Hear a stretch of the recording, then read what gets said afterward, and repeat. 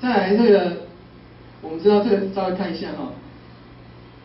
这个云端运算有3个服务模式 ，SaaS 哈 ，PaaS 跟IaaS。I 就是 infrastructure， 对不对？你其实这个 AAS 都一样嘛 ，AAS 都是服务嘛，一个是软体，哦，最上层的是软体服务，中间层是平台，最底层的是基础建设 infrastructure 这样，所以你就可以记起来这3层的服务。最高端的中间平台，底下是基础建设。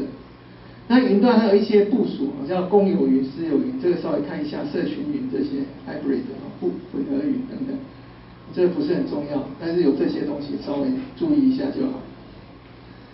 好，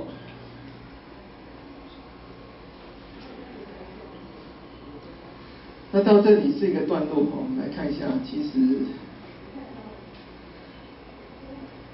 作业系统的第2章所要求的部分，再看一下。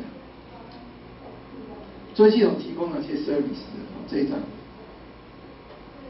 作业系统它到底提供使用者行程跟其他的系统有哪些服务？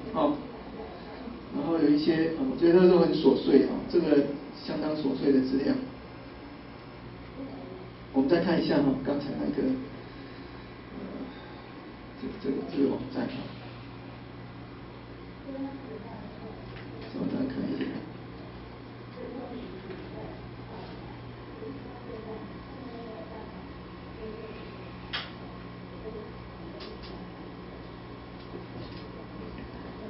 学校频宽太慢。Welcome to COP.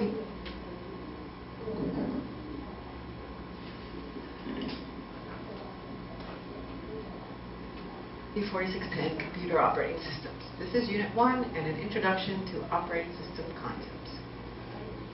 So today we're going to talk about what operating systems do and welcome back to operating systems. Unit 1, Part 2. Today we're going to talk about different types of computing environments and different components of an operating system and what a system call is. So first let's discuss the difference between a single processor system and a multiprocessor system. In a single processor system, that just means that you have one CPU or one processing unit. In a multiprocessor system, it means that you have multiple processors or you have one processor with multiple cores. And although there are some benefits to having a multiprocessor system, there are also some considerations about the role of the operating system in managing these multiprocessors. Because although with multiple processors you can get more work done, the synchronization and the delegation of the work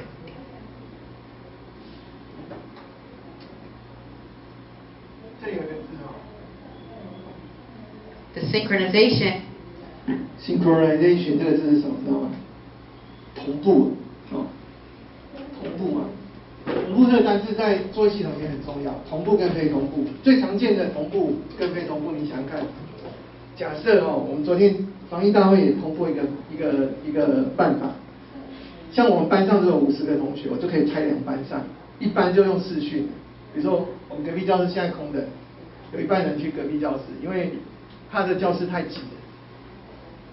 但是我现在讲话，我录影的东西，同时马上传到隔壁教室去，同学在另外一间也看得到老师的声音跟影像，这叫同步。非同步就像什么？就像 email， 我寄信给你，不用马上收，你有空再上去收。我写信给你，那时候传给你的时候，你不是马上收，就是非同步。好，那 multiprocessor， 他说所谓的 multiple 的 processes，you can get more work done。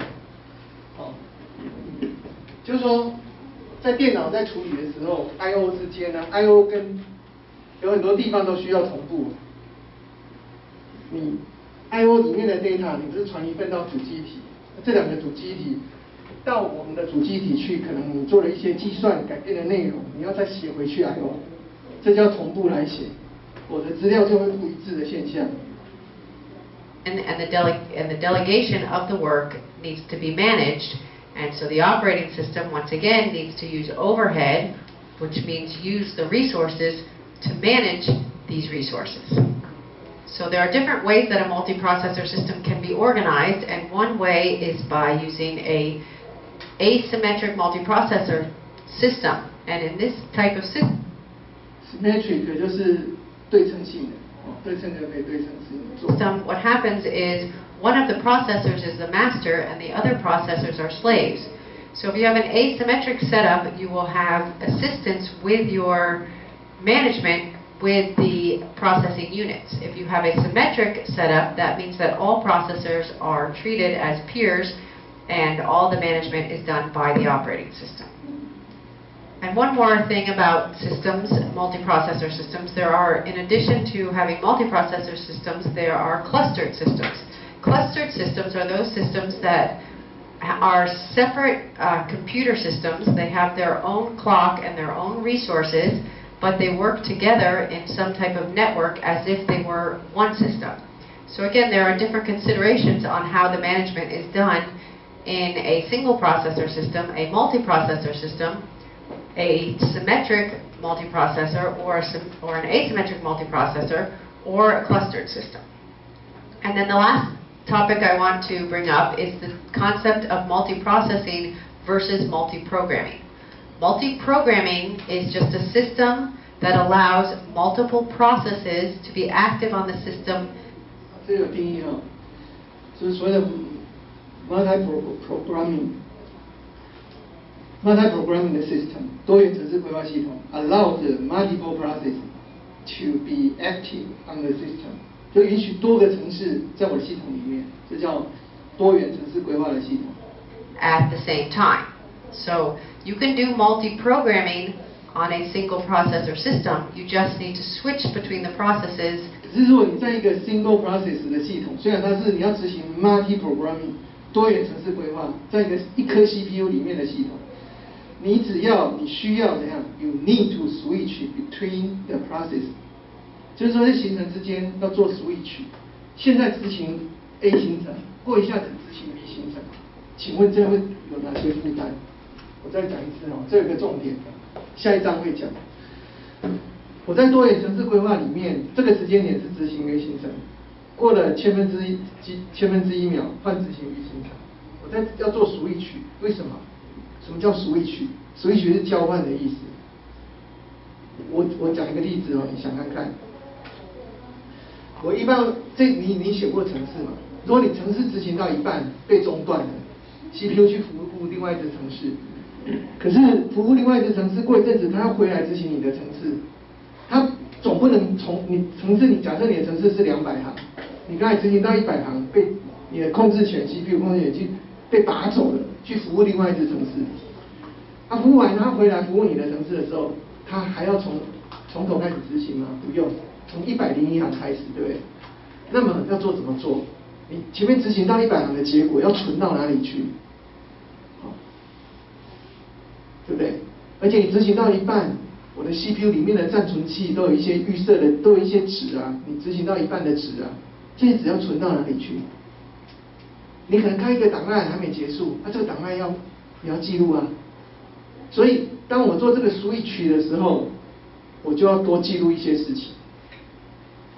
下一章第3章 process 就会讲，会记录在 PCB 里面 process control block， 它是放在记忆体空间里面暂存你的这些资讯。等一下轮回你的时候，再从记忆体把这些资料写到 CPU 的暂存器，继续去执行，这样，这叫做 process 的 switch。这里。And only do one thing at a time. You can also do multi-programming on a multi-processing system, which just means you're using multiple processors to run multiple processes. And we will be discussing this term later in this course, this term degree of multi-programming and programming. In multi-programming, you have a bunch of processes, and processes are going to use the devices and use the CPU and use all of the resources. So what you want to have is a good mix of processes that are more CPU intensive and less CPU intensive, so that you can keep all of your all of your devices and your processor busy and get the tasks done in a good amount of time. And then we have time sharing and multitasking systems. And in this case, you need to have your operating system help manage all of these tasks on the system. And because we will have multiple active programs, you will have a CPU scheduler, and the CPU scheduler, which we will be doing a lot of exercises on that, like 接着讲说，如果你要 implement 所谓的 time sharing system， 你需要有所谓的 CPU 的 scheduling。所谓的 CPU scheduling， 这个 scheduling 这个是后面会讲哦，就是排程的意思 ，CPU 的排程，什么时间 CPU 去服务哪一支程式，这就叫排程。工厂很多生产线，什么时间要放什么原物料，这个是工厂的排程。CPU 也有 CPU 的排程，才能去完成 time sharing system 这样。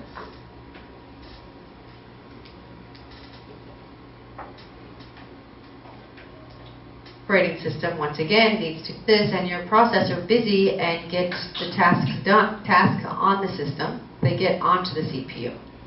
And another asks into the system, your operating system may have a unit that will swap, and it will swap either entire processes out of memory or parts of processes out of memory in order to give 好，先休息一下好了。今天钟声好像坏掉了，休息10分钟。